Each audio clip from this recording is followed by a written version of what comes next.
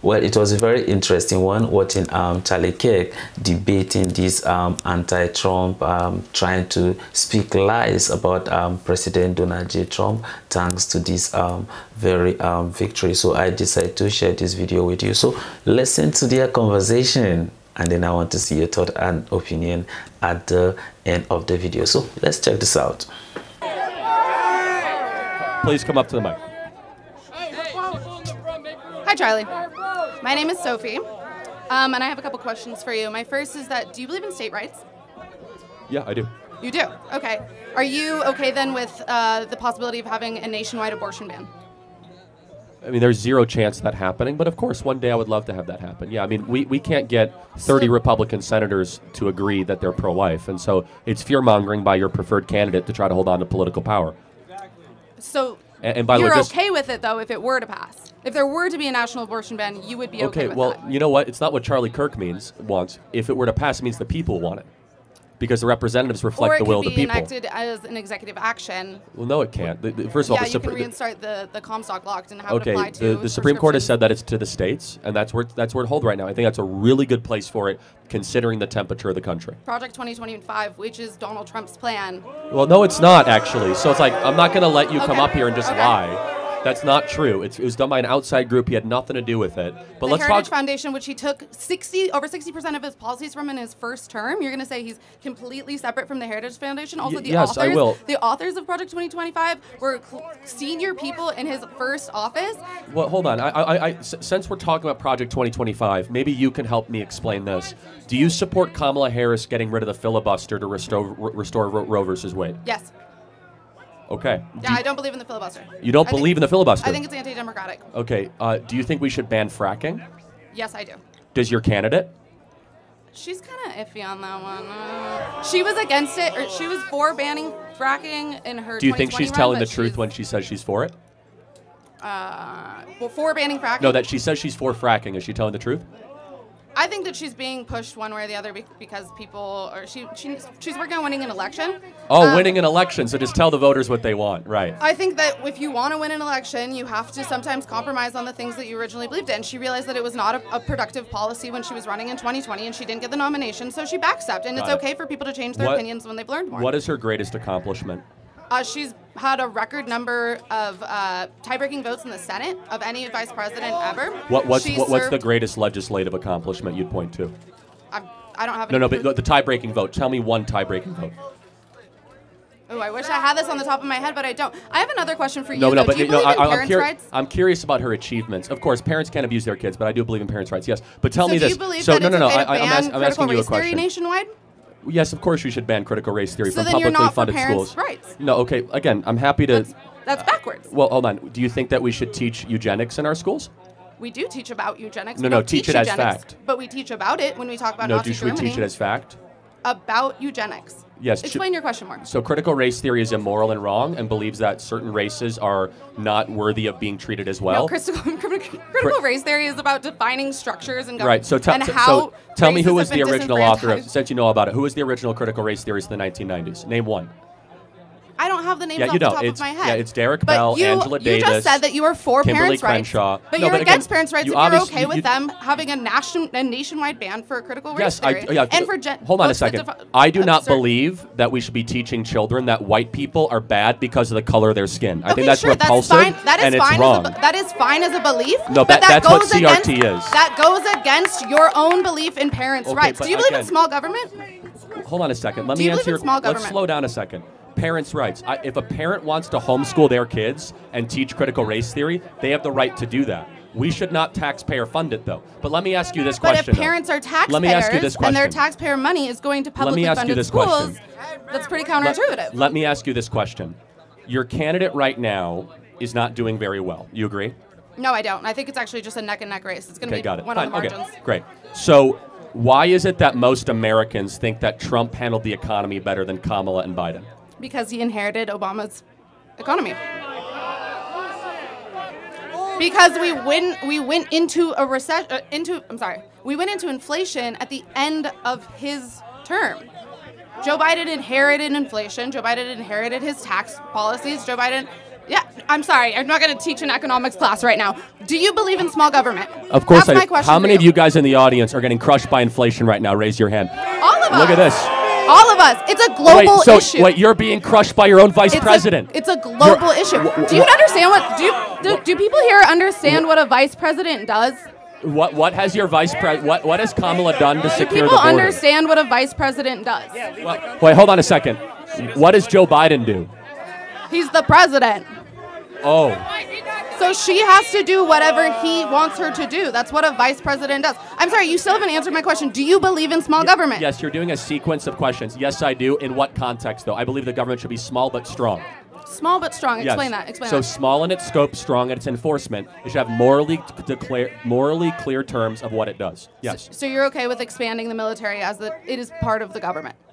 No, actually. By the way, one of the reasons that we're here is because Kamala Harris is a warmonger who wants to send hundreds of billions of dollars to Ukraine while our own border remains wide open, and 320,000 kids are missing in sex trafficking because of your preferred candidate, Kamala Harris. Are you worried about those 320,000 missing kids? Of course I'm worried about children. However, I don't believe that the vice president is responsible for that. She's in charge of the border. She took credit for the border. She's the border czar. Joe Biden said this is who's in. She was said, I am in charge of the border. How has she done it doing that, by the way?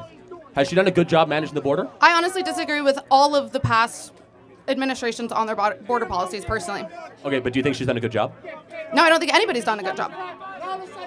Do you want However, more? there was Okay. an incredible, very strict border bill that went into the Senate and was voted down because Donald Trump himself wanted it to be a voting issue. It's BS. And you No, know people. There's literally quotes. There's literally quotes of people saying it. So I don't want to spend too much time on this, but let me ask you: how many people would have been allowed to cross the border every day in the bill? Tell me. It's in the tens of thousands. 5,000 people a day. Yeah. It would. So that means. I'm not against that. Do you believe in borders? I do believe in borders, but I'm not against limiting by a random number. That's a random number.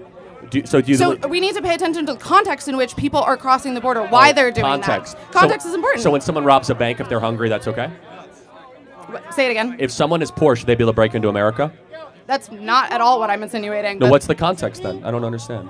Nobody's breaking into. When you're talking about legal border crossings. No. These are. You're talking about 5,000 a day legal border crossings. No. These are not. These are illegal entries into the United States of America. Do you know that there have been more arrests under this administration for people crossing the border than there were during Donald Trump's Yeah, because there's more people coming across the southern border. So context matters. Yeah, 10 million people are illegally in the country. Let me ask one final question. Do you think Kamala Harris did a good job managing the Russian-Ukrainian war? She went to the Munich Security Conference days before the invasion. Is she someone that you think is a smart person? I do think she is a smart person. That is a separate question. I don't believe that the Ukrainian war has been handled well by anyone in government. Personally, I think we can say eye to eye on that. What's one thing Trump did right as president? I'll help you out. He did a lot of good things. One of the things that he did was he was the president who really boosted the economy of the United States. I disagree with that. Started no wars. That's not true either. That is true. No, he was a part of the Abraham Accords, which is the reason why Hamas attacked Israel on October 7th. That was because of his participation in creating the Abraham Accords. Talk to me. Just talk to me here. Okay. I can't think of a single thing that he's done that I would support. I disagree with it. What would you list as his favorite? The only thing that I can add there is you've said that what does a vice president do, right? Mm-hmm. That she has to do whatever the president wants her to do. But when she was asked just a week ago, she was given the opportunity to maybe point out some differences. When she was asked on The View, what would you have done differently than Joe Biden? And she said, I cannot think of a single thing. So she is responsible. Joe Biden has said he delegated everything from domestic to foreign policy to her, and she has been by his side every step of the way through every major decision he's made. So she should be held accountable for a record that she continues to say that they are very proud of. I disagree with this held accountable stance, but I actually agree that I thought that was a very poor answer. I thought that she had an opportunity there to bring in some of the voters who, are maybe on the fence about her because of Joe Biden's policies and because of the idea this would be a continuation of Biden administration. I really didn't appreciate that opinion. And I also don't think that she's a perfect candidate. She's my preferred candidate, but I don't believe she's a perfect candidate. And so I'm fully with you with that. That was last question. Does it bother you that there was no primary? No, it doesn't.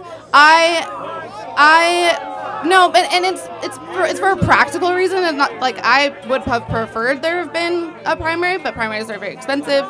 I would have preferred. I'm not saying that I wouldn't have liked it. I'm just saying that I'm not making a huge issue about it. So explain to me how the Party of Democracy can have a candidate that no one voted for. Because it's within the rules. It's literally within the rules. Like we can change the rules later if we want. Of course it's within the rules, but like no one voted for her. So how's that democracy? I mean, they did vote for her for vice president. Not in the Democrat primary. Joe Biden runs alone in a primary. There's no VP on the ticket. I'm also not in support of the two-party system. I think the parties themselves have become extremely polarized. I think it's created a polarized community, and I think that the two-party system should be taken down. They should have less power. I actually believe in getting rid of primaries altogether. You seem like a smart person. What's your name? What's your name? I'm sorry. Sophie. Sophie, you're bright. Thank you. You're not making a good political decision here. But let me just tell you this. It's your opinion. You will look back and you say, wow, Kamala Harris is a corporate shill who actually does support not just the two-party system, she supports a one-party system. She does. Let me finish, and then we'll just call it even. That she does not believe in freedom of speech. She censors her opponents. Neither does Donald Trump. Yeah, Donald Trump. How could you say that? Who is it Donald Trump ever shut up? Wait, I'm sorry. You think that Donald Trump supports freedom of speech? Of course he does. He's extremely pro-Israel, and there are 38 states right now that have anti-BDS laws. That is a violation of freedom of speech, and if he were to take office, I'm sure that he would continue those. Also, the internet, I'm sorry, is not a utility. The only way for freedom of speech to be impeded, is if the government does something. But they said that those are private corporations. Do you believe that private corporations should be able to make decisions about what they do? It's a lot more nuanced than that. Is it? Yeah. So, for example, should United Airlines be able to kick us off because we're Republicans now?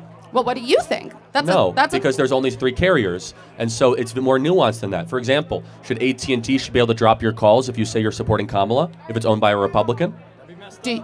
Answer the question. If AT&T finds out, that corporations should have the freedom to make any executive decisions that they want. When it gets to scale and it's a monopoly, it becomes more nuanced than that. We agree on breaking up monopolies then. Yes, we do. I know, but that's why it's more nuanced. So, all right, we'll see who wins. Thank you so much.